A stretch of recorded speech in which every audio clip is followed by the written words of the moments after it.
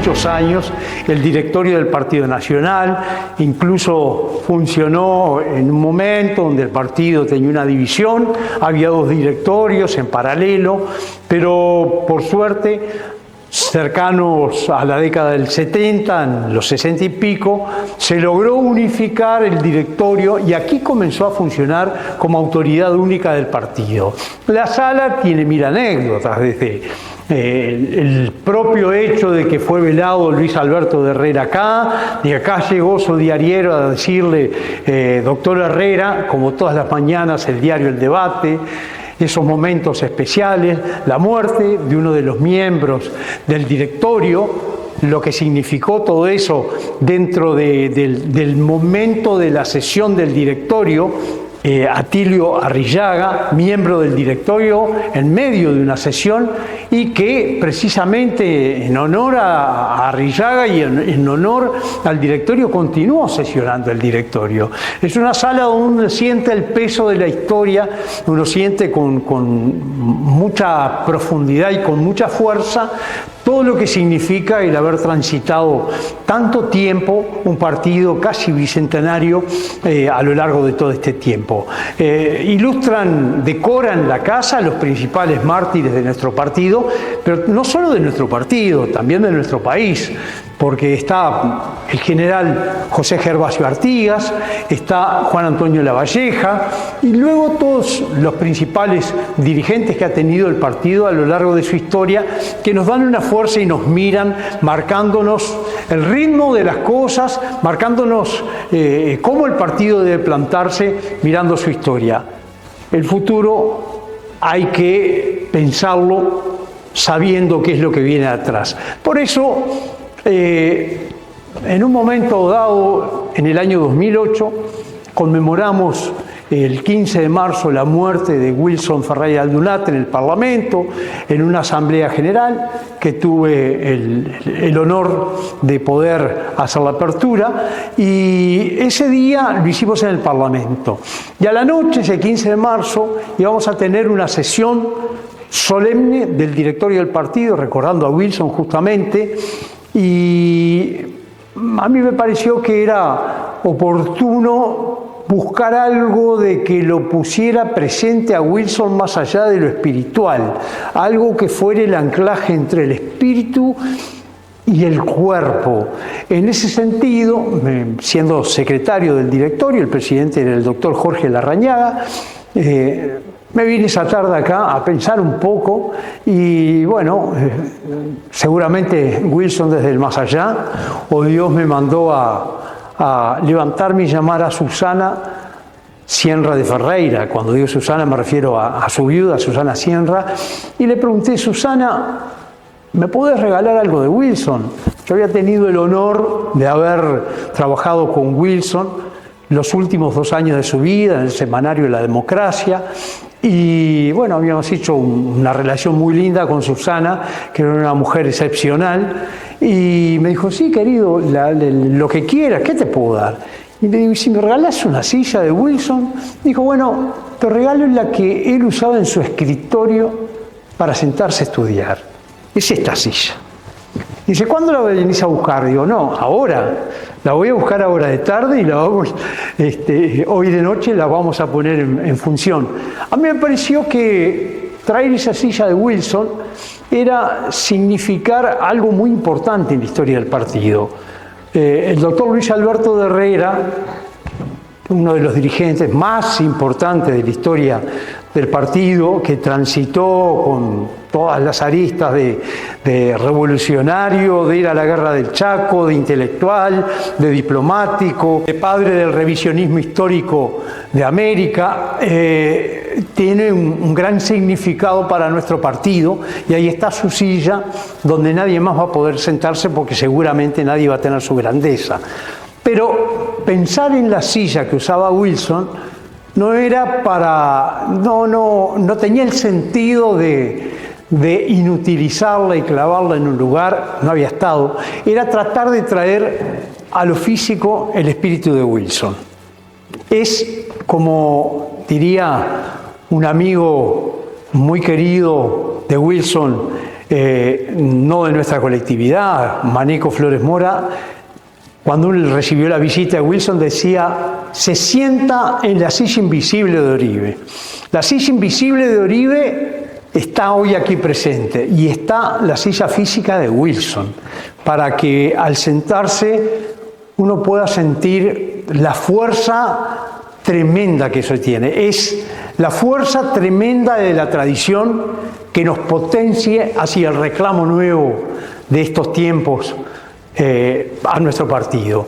Los jóvenes, que son el presente, que son el futuro, tienen que sentir profundamente esa historia. Por eso a mí me gusta decir que si bien somos el partido más viejo del mundo, también somos el partido más nuevo del mundo, tan joven y tan viejo, y seguramente es porque esos jóvenes hacen pie en la historia del partido.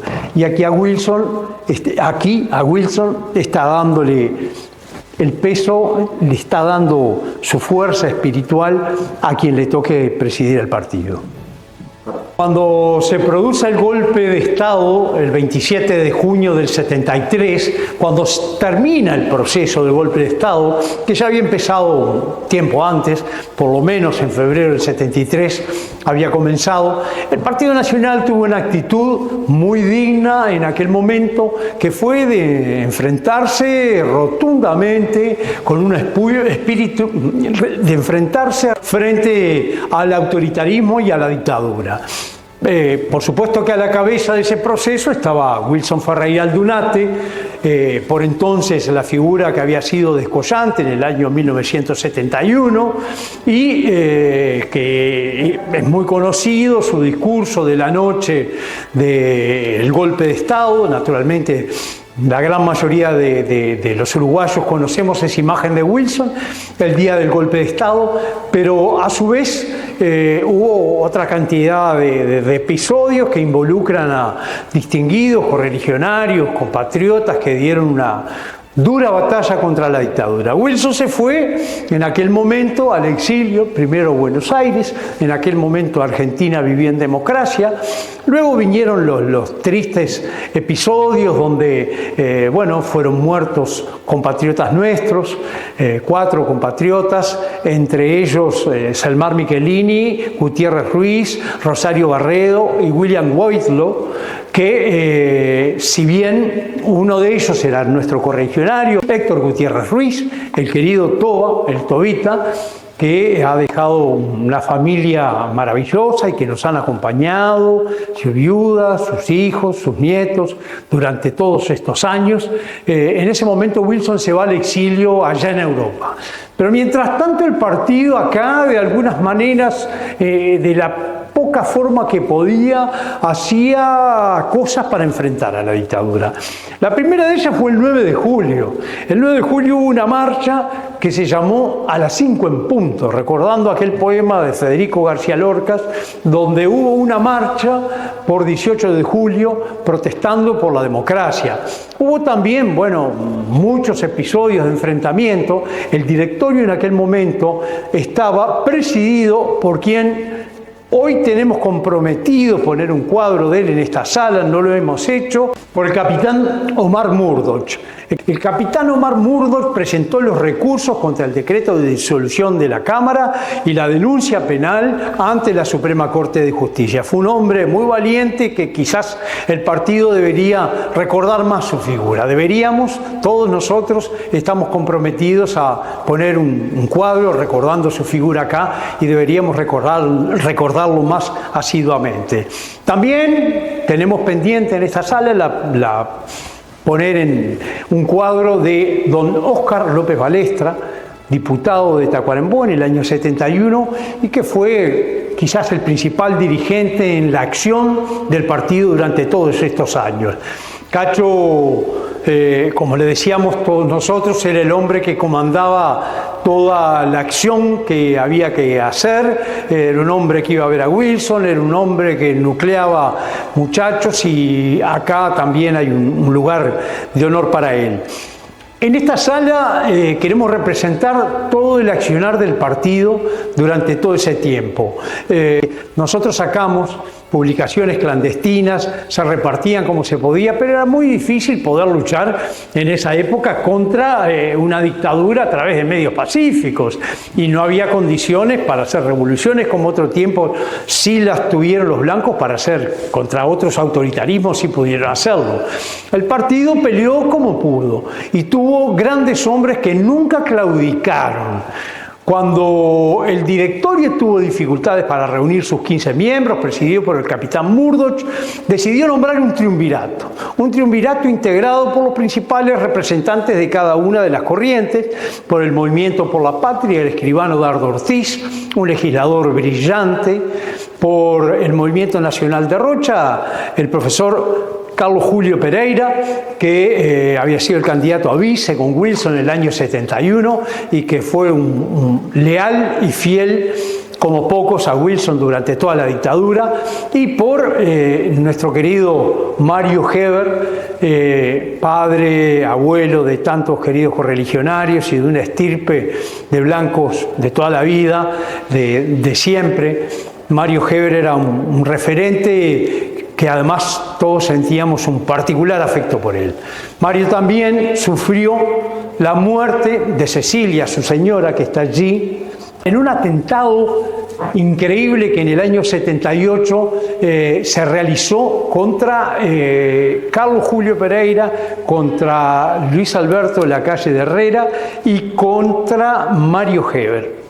Unos vinos para celebrar una nueva época para la democracia, supuestamente, que culminaron con Cecilia muriera envenenada, madre de una maravillosa familia que nunca ha guardado rencor por esos temas, sino que ha sufrido en dolor y apostando al futuro aquellos episodios.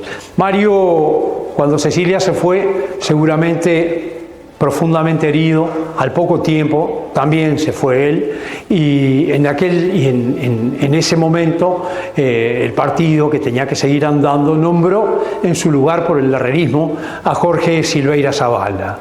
Jorge Silveira Zavala, me comprenden, las generales de la ley, coterráneo mío de Melo, Cerro Largo, en cuya casa aprendí a querer el partido y aprendí a combatir la dictadura, donde conocí a tantos dirigentes importantes del partido, tanto en Melo como luego en Montevideo, cuando vinimos a estudiar acá en Montevideo. Jorge fue un hombre, un caudillo de los buenos. Fue diputado, fue senador, fue presidente del herrerismo y fue un hombre inclaudicable en su lucha y siempre muy firme contra cualquier forma que significara que el partido diera un paso atrás. Jorge estuvo preso varias veces, al igual que casi todos los que he nombrado, y además fue uno de los que llevó adelante la lucha por el no. En el plebiscito del 80, donde la dictadura trataba de consolidarse y tener un proceso a través del cual continuar gobernando con la legitimidad de la gente, el Partido Nacional desde la primera hora dijo no y no permitió que en las urnas pudiera ganar la dictadura. Ahí también estuvo Jorge junto a todos los miembros del triunvirato. Cabe señalar por último a Fernando Liu, a Gonzalo Aguirre, que fueron los secretarios del triunvirato y que tanto hicieron apoyando el trabajo de todos los demás dirigentes. Yo creo que el partido les debe mucho a estos grandes hombres. Creo que hay que mantenerlos vivos en la presencia de los más jóvenes y saber los esfuerzos que ellos fueron capaces de dar por el partido para, de alguna manera, tratar en menor medida de estar a la altura de lo que ellos nos enseñaron. De la democracia lo que te puedo contar es que el jueves era un día muy especial. La democracia salía el viernes a la venta, se dictaba en el diario El País, cuando el diario El País estaba, su redacción, su imprenta estaba en la calle Cuarencas y San José, al lado de un bolichito donde nos sentábamos a tomar alguna copa con los principales dirigentes, en un lugar abierto donde espontáneamente hiciera o no frío o calor, estábamos afuera en algunas mesas esperando el primer número de La Democracia y guardándonos algunos, porque bueno, la mitad de las veces los clausuraban y los decomisaban, el régimen, la dictadura los decomisaba. Entonces había que estar ahí tempranito para agarrar un número, llevárselo a la casa, leerlo antes que nadie y poder de esa manera, si bueno, se decomisaba, por lo menos quedarnos con alguno de recuerdo. Creo que el que más recordamos mucho fue cuando se sacó la foto de Wilson con el rey de España, que el rey de España había estado visitando el Uruguay, había tenido una reunión con los principales dirigentes políticos, había abocado por la democracia, el rey de España había estado hablando el rey Juan Carlos había estado hablando por la democracia, defendiendo la democracia, y creo que ese fue uno de los que recuerdo más. Y después cuando venían denuncias duras, también fueron muchas las veces, cuando clausuraban la democracia, sacamos otro semanario que se llamaba ACF, lo clausuraban también. Bueno, era un juego medio raro donde inventábamos nuevos semanarios, los clausuraban, volvíamos al viejo cuando culminaban el proceso, y creo que ahí nos hicimos compañeros en el mejor sentido de la palabra, nos hicimos compinches, cómplices, correligionarios y amigos de tanta gente, digo cómplices en el buen sentido de la palabra, con tantos correligionarios que ahí estábamos tratando de pensar de qué manera enfrentar la dictadura. Wilson fue el último director de La Democracia. Fue el último cargo que él ejerció, además de presidente del directorio.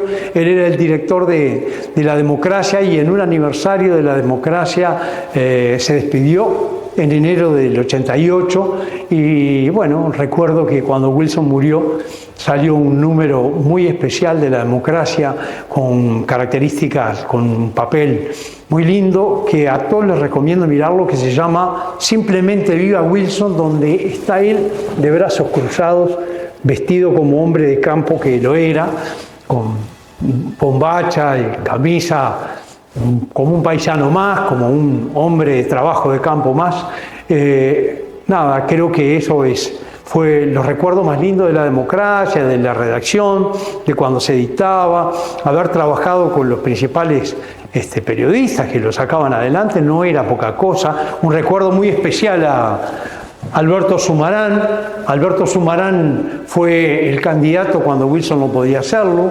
Alberto fue el director que la juventud propuso a un primer triunvirato de directores que había en aquel momento.